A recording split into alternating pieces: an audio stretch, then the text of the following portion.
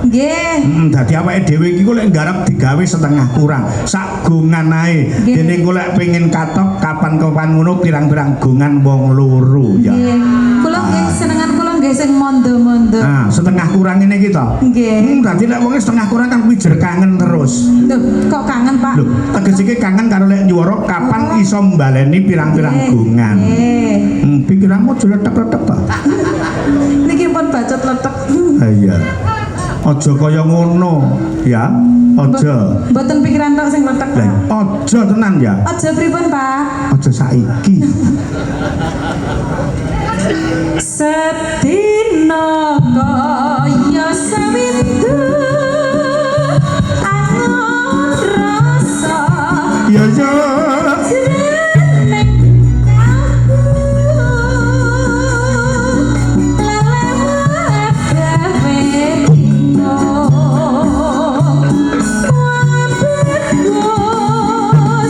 aku nandangmu.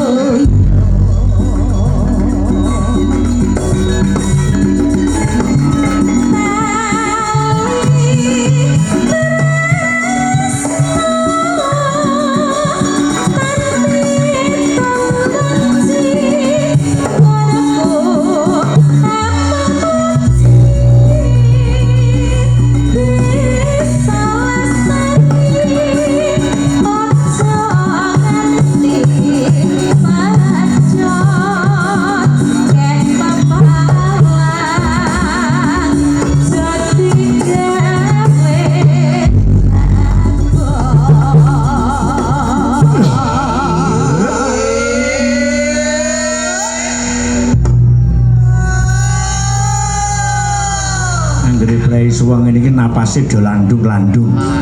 Nggih, kanten ngomong pun olahraga to, Pak? Ya, mergo neng lorah sudah tersalurkan apa yang kita tunggu-tunggu. Apa itu?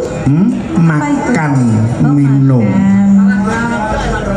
Melaku ngetan balingo Tresno tanan jadi gawe guyon.